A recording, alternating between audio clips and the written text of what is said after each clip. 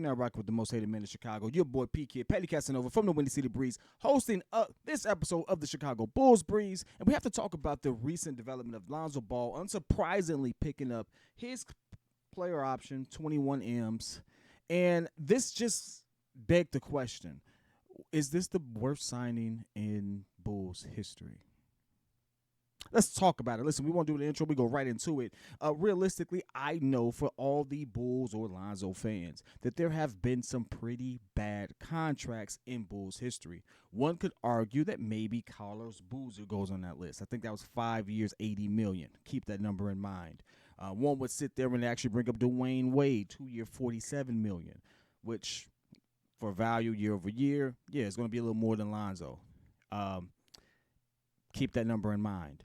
Some can even look at the Ben Wallace era. I think that was a 3 year, $60 million, or maybe it was a 4 year, $60 million. Maybe it was 15 a year. We've had some pretty bad signings. Don't get me wrong. The Cristiano Felicio contract, 4 year, $32 million, which looks like a steal compared to what we're just witnessing right now. By the way, at least he was available. Lonzo picks up his player option, having played just 35 games of his contract. Mind you, this is the fourth and final year of his contract. So that means Lonzo hasn't played basketball. I think my daughter's 8. He ain't played basketball since my daughter was 5.5. Like, literally, we got him right before my daughter turned 6. He ain't played since then. We still have to pay him $21 million. Now, I can't sit there and fault AK for this because at the time, it was a very sound signing. At the time, I'm not going to sit there and make it seem as like if I wasn't on board with it. Lonzo Ball was absolutely one of the names that I rooted for and said that we had to go get. What did he do? He went out and he got that name. I can't fault him for that. But when things go wrong, just like you get the praise when things go right, you get the blame when things go wrong. This right here is egregious, considering the fact that the entire unit that he brought in, the entire unit of DeMar, Vooch, and Lonzo just has not simply worked. And even if that was to kind of materialize into something, you still have to look at the simple fact that barring injury, you probably still didn't have the right coach for it all either. So it was a good swing, but it was a big miss. I have to say, realistically, Lonzo at what he's getting paid was the worst signing. Some would disagree, argue with your mama. I don't care. Lonzo has not played ball again in about 2.5 years.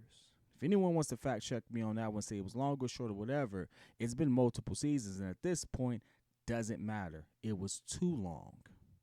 Lonzo may still come in and be a relatively good player, but the type of injury he has and the surgery he had tells me that there's probably a good chance he never plays high-level basketball again, when initially he was doubtful to even walk. I'm expecting him to run and play physical basketball, full contact. Are you crazy? Stop it. The type of surgery he had, I'm not betting that he's going to touch the floor again. If he does, great for the kid. I'm not going to sit there and denigrate him. I'm not going to sit there and say he was just trash because his body didn't hold up. I'm not going to sit there and do that. I'm just going to say it just didn't meet the expectation, and it doesn't.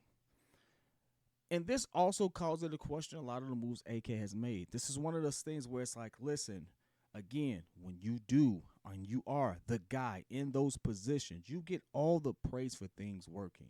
You're going to get all this heat for it not working out. It ain't worked out, AK.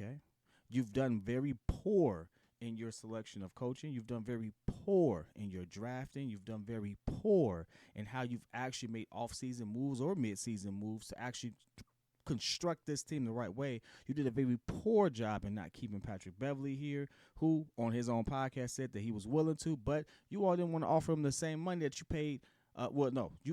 didn't want to offer him the money you paid Javon Carter, who was a very poor signing and pickup. It was a waste of money there.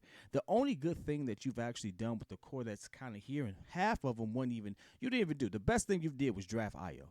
Patrick Williams is a bust. Matter of fact, I'm seeing the 3 people who actually played before him, and I'm seeing several people who got drafted after him. They're in the playoffs. Wow, look at that. And they are the reason they're in the playoffs as well. Would you look at that? The heck was you looking at? So on top of all of these blunders, you now have this $21 million that comes across my screen. And guess what? It's trash. You're the reason for it. This is the worst contract that I've seen. Let's just say modern Bulls history. I don't care. It's just a very, very bad contract. There are people who actually would sit there and say that Zach LaVine contract was bad. Those people don't know basketball. But to sit there and have a player $80 million and he barely plays at this rate, I just want to do some quick math. I want to do quick math. I probably got all off topic on this. I don't care. I'm ranting. It's the worst contract we've seen. What was it? 80? The 80 over 4? Was 80 over 4? I think it was 80 over 4. This man got paid how many million per game? 35 carried to 2. I mean, realistically, Lonzo Ball has gotten paid. If he never touches the court ever again, Lonzo Ball, you would have paid Lonzo Ball more than $2 million per game that he's played. Not available, just played.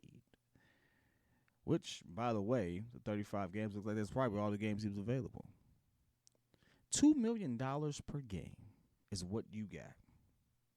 That's what you got. That's trash, AK. And I'm going to sit here and say this. We cannot expect to continue in this way. Like, there has to be a major shift. Something majorly has to happen for us now, for him, not us. The fans are done. You know how we feel about it as fans. But for the brass, the front office, for them to actually win back this fan base, something drastic has to happen. And realistically, they should have learned a lot from the Lakers, because the Lakers had no problem getting rid of Darvin Ham, even though, I mean, look, we don't hold the players accountable, apparently. But, like, even though, listen, you get where I'm going there. There is a time where we held players accountable, and we actually did that. We actually held coaches accountable as well. Lakers fired their coach because they held him accountable for it. I don't believe all of it was on him, but they did. Guess what, AK? Billy Donovan is a huge reason as to why this experiment of yours didn't work out. Yet Billy Donovan still has a job.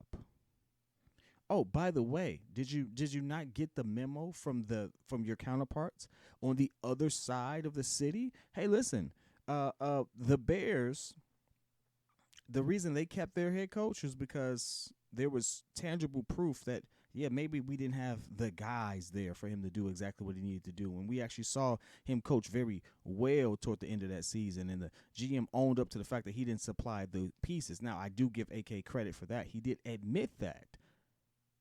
But then you also gave him piss poor product. And at the end of the day, Billy still didn't manage the elite talent he did have. I don't care what anybody says. Zach, DeMar, and Vooch should have worked out if you only added one piece, and when you finally did, you let him walk. I've ranted now. That's how mad I am about this.